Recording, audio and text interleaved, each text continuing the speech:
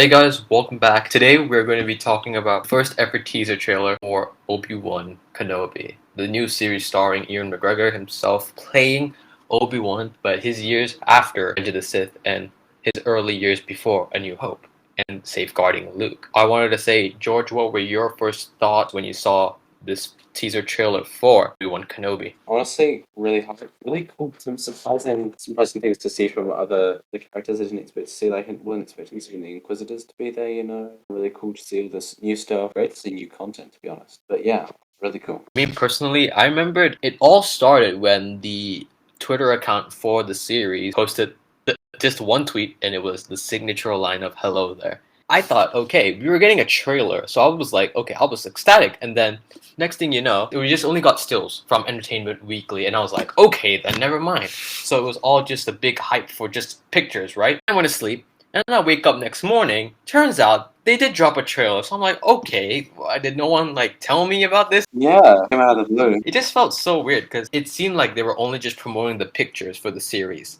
not an actual trailer, right? Then we finally got a trailer, and wow.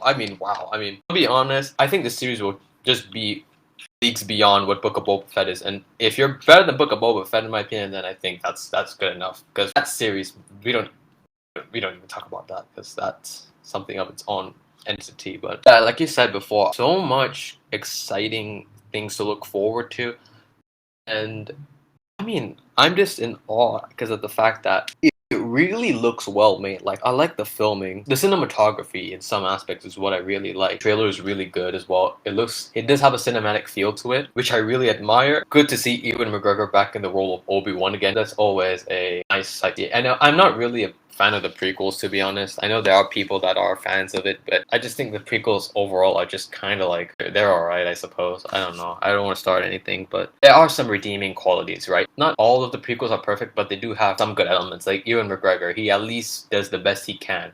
I'm glad that they're giving him a series of his own to really show off like he's really a good actor and all that. But I am also hyped that they're bringing in quite a lot of Inquisitors, like some from Rebels and some from that are new as well. Like, I didn't even know they're bringing in the Grand Inquisitor from Rebels, so that was cool. I wasn't expecting to draw from a lot of Star Wars sources, like from past, present, and even animated to an extent as well. Yeah, That's really exciting.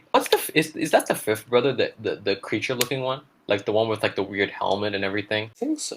Yeah, I don't know. I know he's being played by the actor who plays Han in the Fast and Furious series. So yeah, I will say the makeup job on that character feels a bit like lazy. I feel like they could have done a bit more because it just feels like a dude in like some prosthetics. Like, it feels like it's very noticeable. Yeah, I think it's hard with like TV shows and stuff. It's like they haven't got as big a budget. I mean, like, that is true. They have a budget, but at the same time, like even these Star Wars TV shows have been able to really do well with the practical effects of the creatures and all that. So I'm just a bit off by how some of the designs look a bit. I don't want to say lazy, but it still felt like it could have been more to them, especially the Grand Inquisitor. I mean, that's been such a topic of, I wouldn't say controversy, but people have been nitpicking how he should look like elongated head with the freaking bottle caps for ears. I was a bit off-putted at the fact that Obi-Wan was using a blaster because I've never seen someone like him use it, but Yeah, but if you think about it, he has to go into hiding, right? He has to like cut himself off from the Force and stuff, otherwise he'll be found. you sure you don't want to join in on this? I'll just say things. I won't respond. Okay, but I mean, like, in the context of the story, like Jack said. Yeah, by the way, Jack's here. Yeah, by the way, our friend Jack's here. Yeah. In the context of the series, I do think that's going to be something they'll tackle throughout the series, where Obi-Wan has a temptation to come back and use his lightsaber and establish his connection to the Force, but he knows that in doing so, he will just attract the Inquisitors even more, even lead them further to tracking Luke. That's something I'm really interested in. I was surprised at the fact that we're going off-world as well, which was a bit weird because I thought this series was going to strictly contain itself in Tatooine for the most part. But we see in the trailer, like, they're in some new planet. I don't know what the name is, but all I know is that people behind the scenes have talked about how Hong Kong was like Space Hong Kong. it's practically space Hong Kong. Yeah, a lot of neon lights, so it just proves that point even further of the setting. Yeah. They revealed more pictures as well, that Hayden Christensen as Darth Vader, so that's something big hype. But we didn't say his face, right? No, but I'm talking about promotional material after. Like, only after the trailer release did they show a screenshot of Darth Vader, at least giving us that sort of promise that he will actually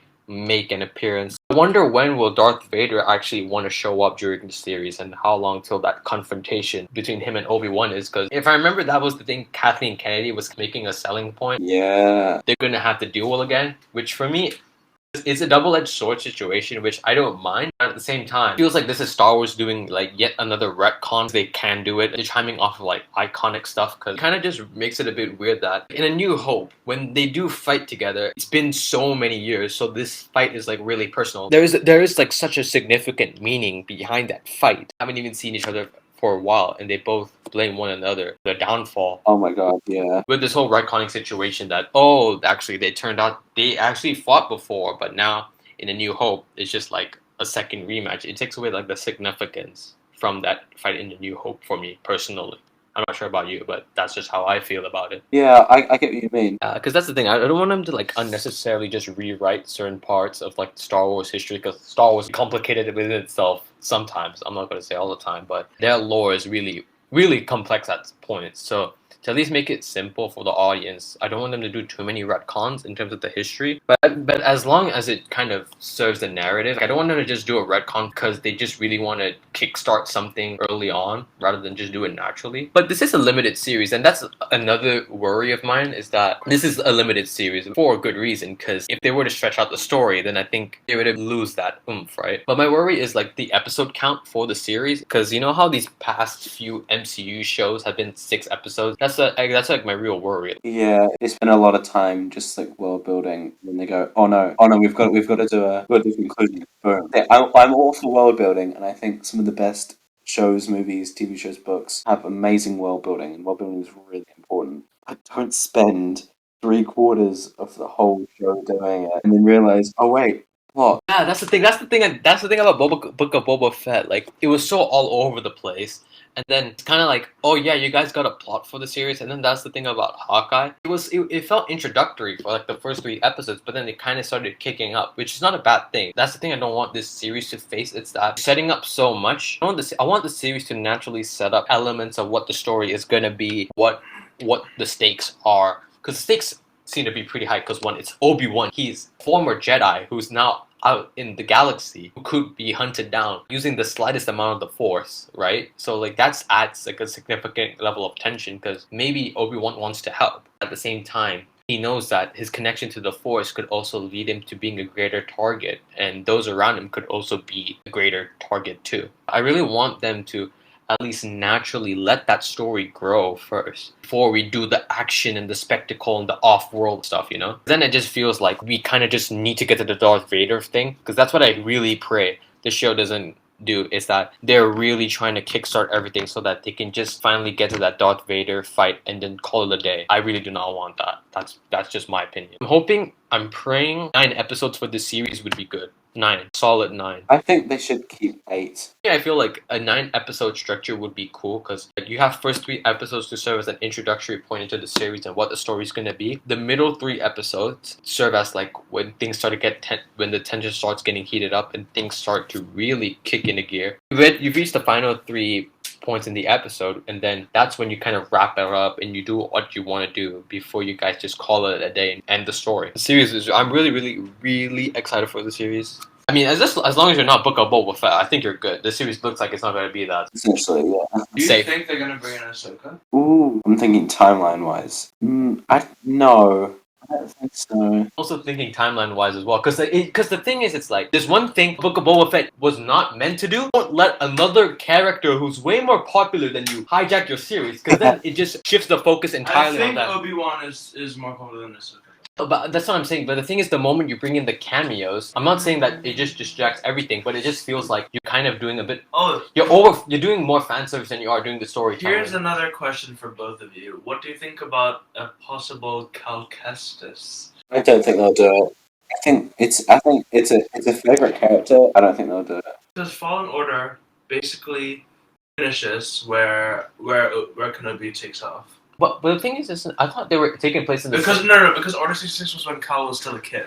This is when he's kind of like 10 years after. Yeah. Yeah, no, because this I know Kenobi takes place Kenobi's 10 years after. Yeah. I'll do a little quick Google of it. For me, it's like never say never, but at the same time, I feel like he never really gone a video game character that's come here into the Star Wars media. Maybe this could just be me being dumb that I don't know. I don't recall like big video game character from Star Wars making their debut on live action. It's mainly only been the cartoon characters. Cad Bane, Ahsoka. I don't know, maybe I'm leaving out a ton of other people. But I feel like it's very unlikely that they'll do that just because of what the series has going on in itself. They have Inquisitors, they have Obi-Wan, he has to protect Luke, and in the mix they're already adding Darth Vader into the show. There's possible Clone Wars flashbacks between Anakin and Obi-Wan, so I mean that's also something cool Oh, as that well. could be really cool. Because Ewan McGregor said that he was talking and he was saying when me and Hayden were on the stage together and he was Anakin and I was Obi-Wan, it was like time hadn't passed. So I think it's alluding to the fact that they are to film some sort of Clone Wars flashback. And if they do, sign me up. I want to see those boys in clone armor, man. That clone Jedi armor. Because they never really done that sort of thing in the live action. Ahsoka, I will say, she could be a possibility. But I think you're not going to get the older Ahsoka we see in the current series. No, definitely not. It will be, Because I would current say series- it's another, I'll say, Dude, because current series takes place after episode no, I'm 6. saying, no, but I'm saying is,